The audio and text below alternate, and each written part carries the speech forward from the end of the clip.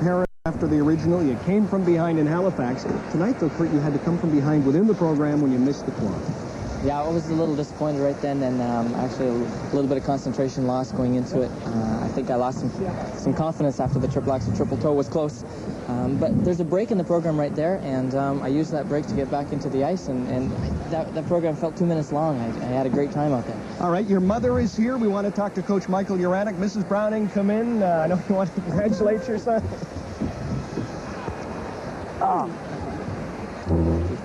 All right, Mrs. Browning, if you'll just stay here with us, let me ask Coach Michael Uranek. You got a few more gray hairs when you missed that quad. What went through your mind? I'm not too sure if I can go any further with my hair, but I started to really think what's going on and whether he can pull it back together, and he really did. After the quad, I was waiting for the next jump, and the next jump was good and strong, so I knew it was going to be good. Have you ever seen an athlete this gutsy? I mean, when you miss a quad, you're in front of these people, you're under tremendous pressure to come back with the combinations, the triple combinations he did. I don't know whether it means so gutsy. He was certainly sure of himself. He knew what he can do and what he has to do. All right, Kurt, I understand you're telling me you didn't know he'd won. Well, it was so close, we were afraid to guess. I didn't know either. No, you didn't know we either. We just waited to see what would happen. All right, I know you can't put them into perspective, but I was with you in Paris, with you in Halifax. Which was the most special? Well, it was at home in Halifax, and it was a tough fight all year, and I think to have it end, that kind of a season end the way it did was the best. But this is the most rewarding. Everyone skated well, which is exactly the way it should be, and to still come out the winner when everyone skates the best is the perfect competition. You seem almost relieved right now. Is this it? I'm not feeling much yet. I'm waiting for it to happen. I'm really happy, and I'm just waiting for it to happen. It's going to hit me soon. All right, it's going to happen. Michael Uranek, congratulations to you. The world champion, Thanks, congratulations to you. And Mrs. Browning, congratulations. He's done it again. I don't know how you felt, but as you said, I was a little doubtful there for a while. Yeah, we really were. We weren't quick enough to catch all those marks. It was close. Kurt, congratulations. Thank you. Well, we would have loved you for the silver, too. Yeah, me too. We'll return to Munich for the medal ceremony after this. Holland in Munich for the medal presentations on a night perhaps unparalleled in men's skating history. Kurt Browning stands a cut above. The kid from Caroline has three-peated, and just one more accomplishment left. A gold medal in Albertville. Listen to the crowd.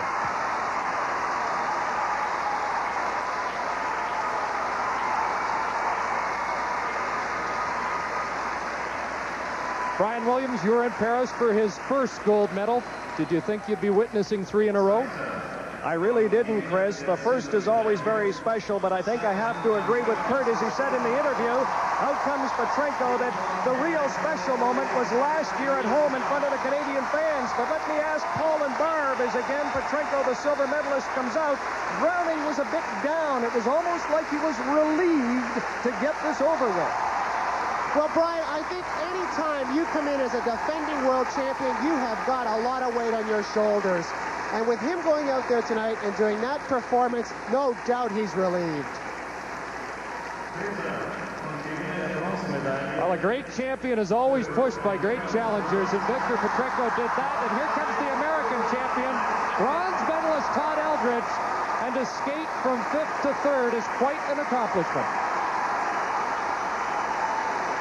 The fact that we have 3 national champions standing on the podium just sets up Albertville like you wouldn't believe. And CBC will be there to bring you all of the excitement. We had a battle of Bryans in '88, but this could be a 3, 4, maybe 5-man battle in Albertville. The medals are awarded by... Well, you mentioned winning on home ice, but in a way, this was a home ice victory for Kurt because Canadians made up the majority of fans here. In fact, the public address announcer welcomed the Canadians earlier today and welcomed their marvelous mood because they have made this a marvelous championship, and so is Kurt Browning.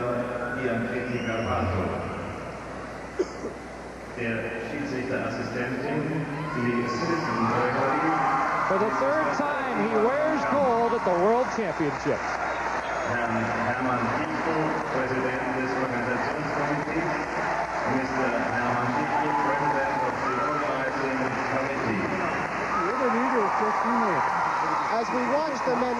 other medals. There's Victor Petrenko giving the crowd a big wave.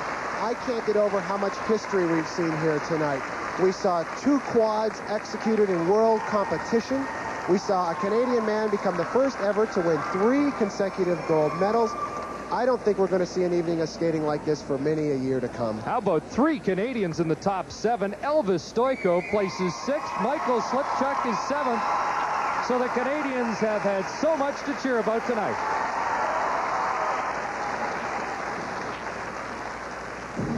And all that's left is the national anthem.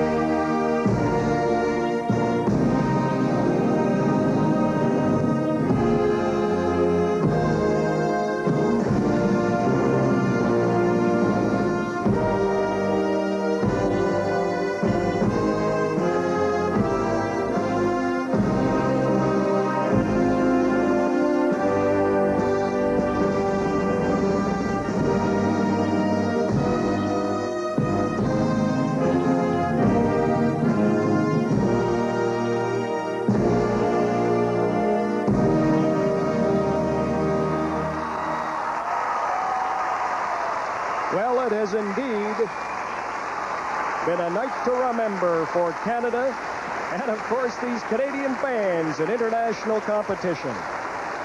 It was great sport and, quite simply, wonderful entertainment. Kurt Browning is world champion for the 3rd year in a row. Don't forget, we're back tomorrow night at 8 o'clock local time. He indeed went for it and achieved it here tonight in Germany. And now for Chris Cuthbert, Barbara Underhill, and Paul Martini, I'm Brian Williams saying so long from the World Championships at the Olympiahalle in Germany. The wave of a champion from Kurt Browning.